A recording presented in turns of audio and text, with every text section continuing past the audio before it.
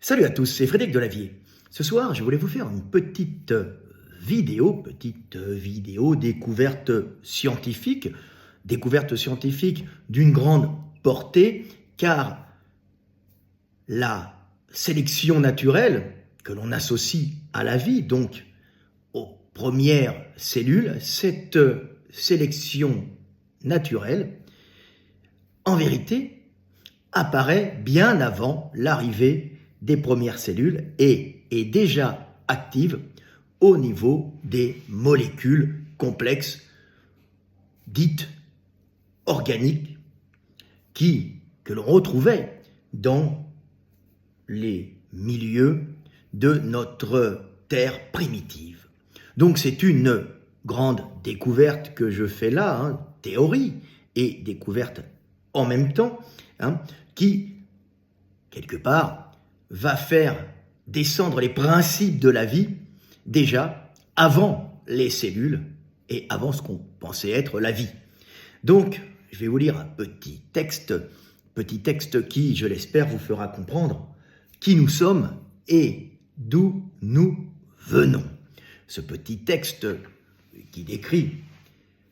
une découverte scientifique basée sur la logique du raisonnement s'appelle la sélection naturelle, commence à l'échelle moléculaire. Par notre seule présence, la vie est inhérente à l'univers. Cette vie, dont nous sommes la finalité consciente, se développe au cœur du cosmos quand, à un certain moment, le milieu le permet. Les éléments chimiques constituant la matière commencent alors à former des molécules complexes qui récupèrent par leur liaison atomique des éléments chimiques, atomes et molécules présents dans le milieu. Ainsi, les molécules complexes ne cessent de se former par récupération d'éléments chimiques.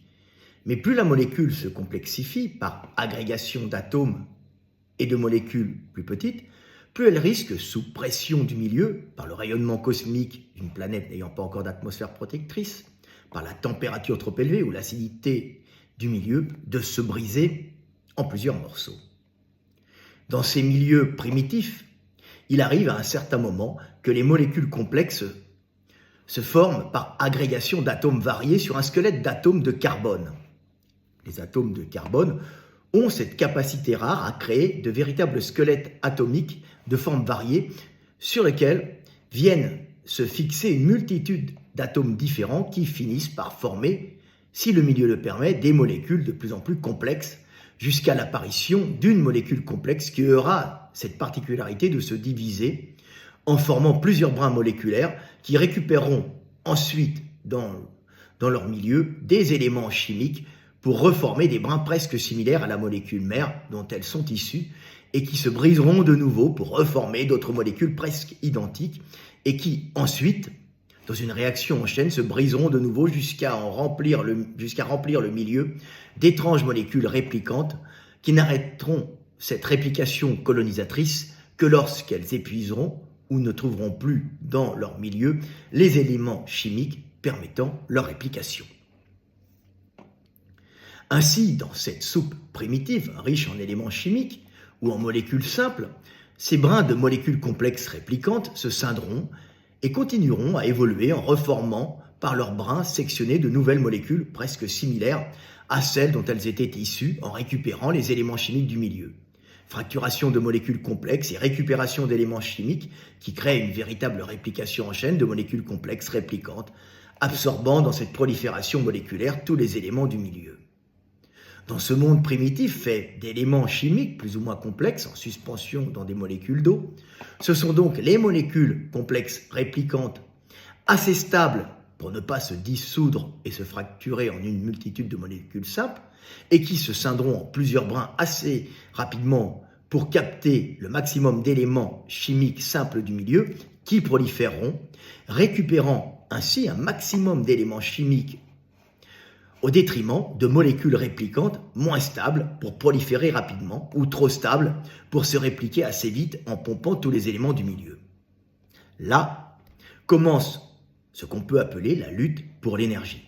Lutte entre molécules complexes, où celle qui prendra le plus d'éléments chimiques au milieu, pour se répliquer rapidement, ne laissera pas assez d'éléments chimiques pour les autres molécules réplicantes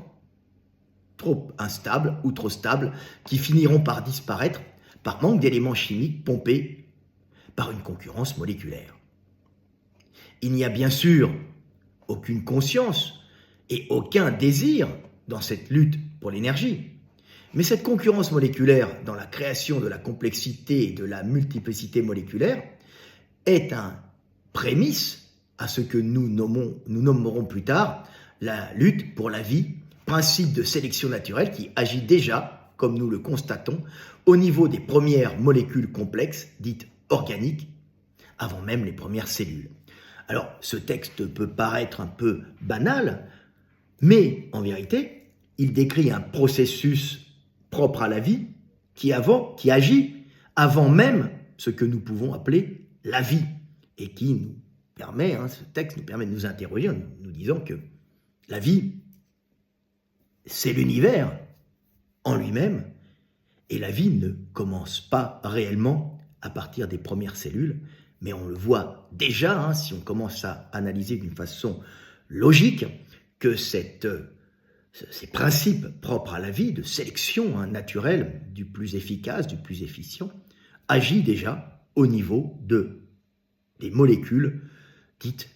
organiques, ce qui est un bond en avant phénoménal dans la compréhension du monde, bond en avant phénoménal que je suis heureux d'avoir permis de réaliser. Voilà, petite vidéo du soir espoir pour vous rendre moins con et pour vous montrer qu'un peu de réflexion permet de comprendre le monde et qu'on n'a pas besoin forcément de super labos ou d'appartenir au milieu universitaire pour faire de grandes découvertes, car les réseaux sociaux et l'accès à l'information que nous avons actuellement permet à tout être sensé et intelligent d'avoir des données en quantité colossale, données que, il y a juste 10 ans, nous n'avions même pas la possibilité d'acquérir et que même les labos n'avaient pas forcément la possibilité d'acquérir. Donc voilà, la science et la recherche scientifique est ouverte à tous les êtres de bonne volonté qui sont prêts à s'ouvrir aux autres, s'ouvrir aux études scientifiques, mais aussi à penser par eux-mêmes pour permettre justement à cette science universitaire d'être plus universelle en permettant à tous les individus d'apporter leur pierre à l'édifice de la compréhension du monde. Voilà, c'était Fred Delavier, Cheikh Delavier, qui vous a fait une petite vidéo exemplaire pour vous faire comprendre que la vie commence déjà bien avant la vie et que c'est l'univers qui est vivant et que c'est l'univers qui est conscient en nous et qui s'interroge en nous. Voilà, c'était Fred Delavier, vidéo du soir espoir. Je vous aime tous, mes frères et sœurs, même mes ennemis, puisque je sais que ce sont des êtres perdus. Je vous aime tous et je vous dis paix sur terre. Je vous aime mes frères et sœurs.